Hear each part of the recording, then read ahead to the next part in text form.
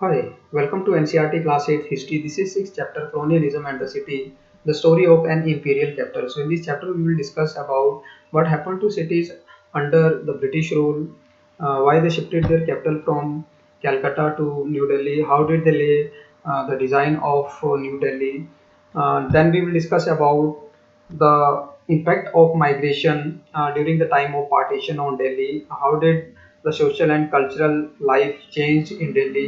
In the last, we will discuss about various plans made by the Britishers to decongest Delhi. So let's start with the first topic: what happened to cities under the colonial rule? You have seen how life in the countryside or rural area changed after the establishment of British power. What happened to cities during the same period? The answer will depend on the kind of town or city we are discussing. The history of temple town like the Madurai will not be the same as that of the manufacturing town like Dhaka present day in Bangladesh, or a port like Surat or town that simultaneously served many different functions. So it depends upon the activities or functions carried in these places. So that what kind of city or town will be, whether it will be pilgrimage town or pilgrimage city, or it will be port city or port town. So it depends upon the function performed in these cities. So in most part of the Western world, the modern city emerged with the industrialization. In Britain, industrial cities like the Leeds and Manchester grew rapidly in 19th and 20th century. So the reason behind the emergence of these cities was industrialization, right? So as more and more people sought jobs, housing, and facilities in these places, so people moved to these places in search of job, housing, and other kind of facilities. So this led to increasing or growing these kind of cities. However, unlike the Western Europe, Indian cities did not expand as rapidly in 19th century. Why was this? So we will see in the coming slide. Here you can see Masulipatam. Masulipatam was an important port during the 17th century, but its importance declined due to the emergence of new ports like the Bombay, Madras, and Calcutta in the 18th century.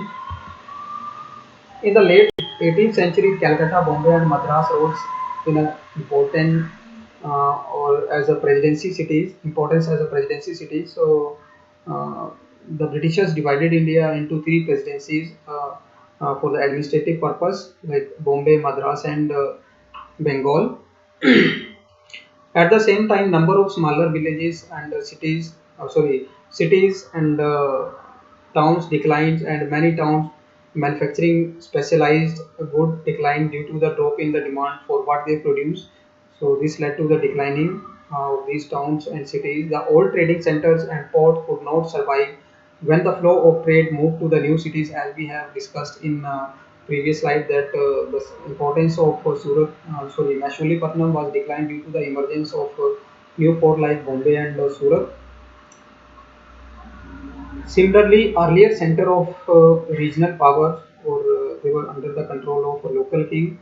So these were also collapsed when the Britishers defeated these local rulers, and the new center of administration emerged.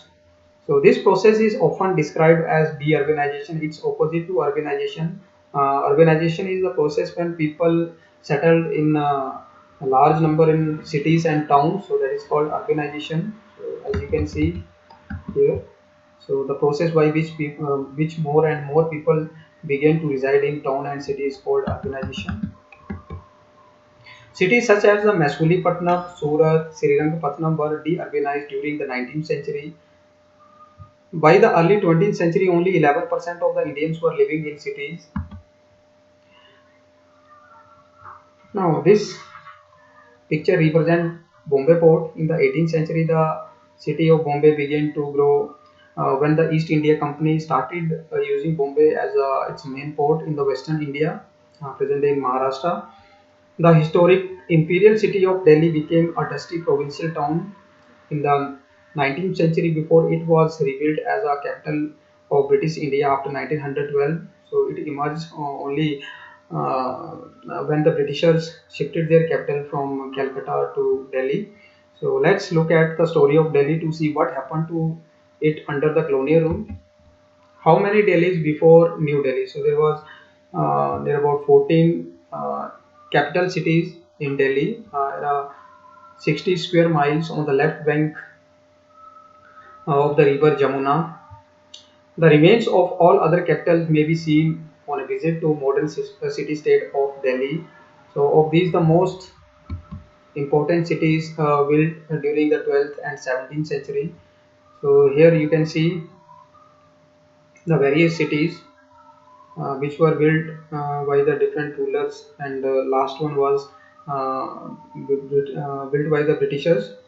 So that is New Delhi. So here in this slide you can see the remains of various city. Indraprasth, here we have Tughlakabad, then Siri, Firozabad, and last is Lalkot, and this is Shahjahanabad. So the remains of only some cities have left. Here this slide represents Shahjahanabad. Shahjahanabad was a old city with 14 gates. Presently only 5 to 6 gates have left, and this city was located on the bank of Jamna river. Here you can see the river is flowing, and the boat is sailing along the bank of this river. So here you can see different gates like Delhi Gate, Kashmiri Gate.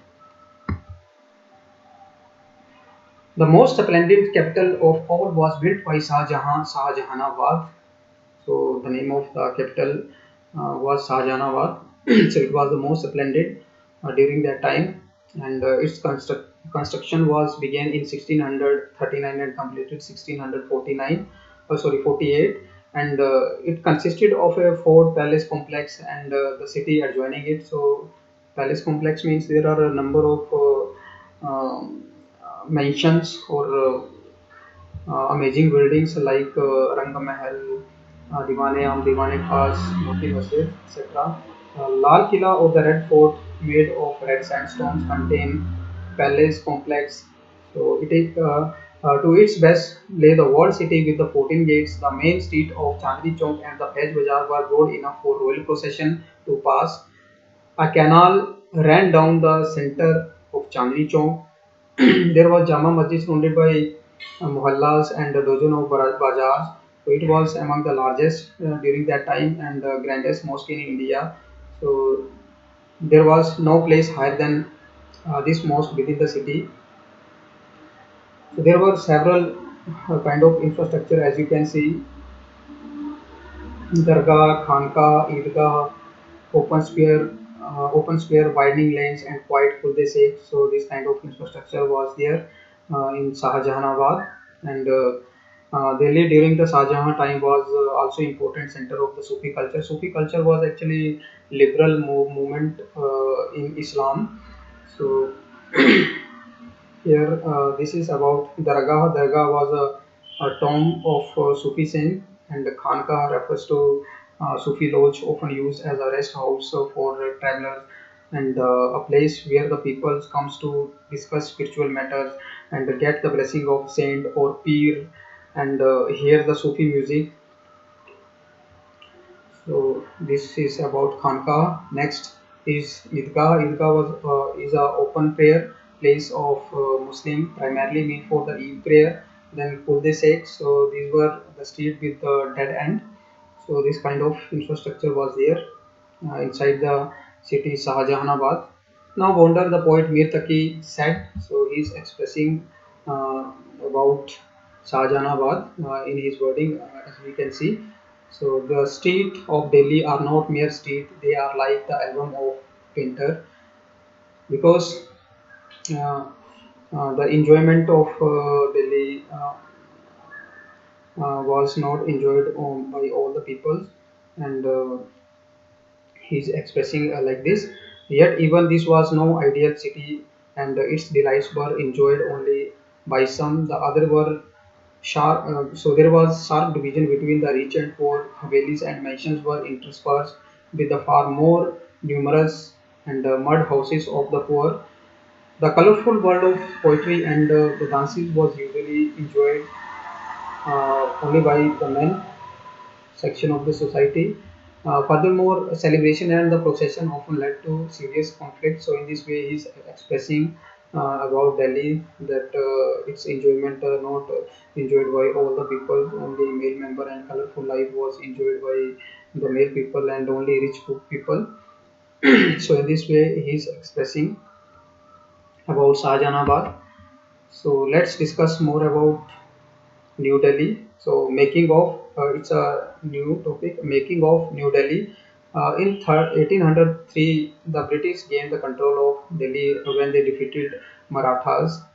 Even the Mughal emperor was allowed to living in the palace complex in the Red Fort during that time. The modern city was we know it today developed only after 1911 when they shifted their capital from Calcutta to Delhi. Now let's discuss about demolishing a past. How did they demolish the past, Mughal past, in Delhi? So let's start. Before 1857, development in Delhi were somewhat different from those the other colonial cities in Madras, Bombay, and Calcutta. The living space for living Indians and the British were sharply separated, so they reside in different areas. Indian lived in the black areas while the British lived in the well laid out white areas in Delhi. Especially in the first half of the 19th century, the British lived along with the wealthier Indians in the walled cities. The British learned to enjoy Urdu, Persian cultures and poetry and participated in the local festival. So in this way, as you can see here that we have discussed that before this revolt or rebellion of 1857, they lived together with the Indians like Hindu and Muslim, and they enjoyed their festival, their culture, etc. The establishment of Delhi College in 1792 led to a great intellectual flowering in the science as well as the humanities, largely in the Urdu language. So many refers to this period from 1830 to 1857 as the period of Delhi Renaissance. So Renaissance is a rebirth of art and learning. So it is a term often used to describe a time when there is a great creative activities, and this was the time when Britishers tried to translate Indian literature, mainly holy literature, into English, and they came to know about many things, not only European but Indians also. So this led to Renaissance. All this changed after 1857 during the revolt that years, as you have seen in the rebel gathered in the cities and persuaded Bahadur Shah Zafar to become the leader of uprising. So in this way, the Delhi remained under the rebel control for 4 months. When the British regained the city or they controlled Delhi, they embanked or started an campaigns of revenge and try to plunder Delhi's people. The famous poet Ghali witnessed the event of that time. This is how he describing the ransacking or looting of Delhi in 1857. So let's see. When the angry lion, the British, so angry lion refers to British, entered the town, they killed the helpless and burned houses. Hordes of men and women, commoners and noblemen poured out of or ran out of Delhi from the three gates and took shelter in the small communities and towns outside the city. So in this way, the people ran away from this city, Shahjahanabad, through various gates when Britishers tried to plunder them, and they tried to suppress these people. So they had to take uh, shelter in different communities outside Delhi and towns outside the city. To prevent another rebellion, the British exiled Bahadur Shah to Burma. So in this way, he was sent to Rangoon jail and dismissed his court and razed several of dozen places, and they closed down the gardens and built the barracks for the troops in their place. Okay, so the British wanted Delhi to forget its Mughal past, and the area around the fort was completely cleared of gardens, pavilions, mosques, though the temples were left intact. Because they made Muslim people responsible for this revolt. So this was the reason. The British wanted a clear ground for the security reason, and the mosques in particular were either destroyed or put to other uses. For instance, or for example, the Jinat al Masjid was converted to into bakery. The worship was not allowed for the 5 year in Jama Masjid. One third of the city was demolished by the Britishers, and its canal were filled up. In 1870, the western wall of Shahjahanabad was broken to establish the railway line and to allow the city to expand beyond the wall. The British now began to living in the sprawling civil line. So civil line area were devoted to British officers. So these were the areas reserved for the British officers. So these civil lines came up during that time in the north, away from the Indians in the walled city. The Delhi College was turned into a school and shut down in 1877. So these were the changes done by the Britishers. So rest of the part chapter we will discuss in coming video. So thank you and have a good day.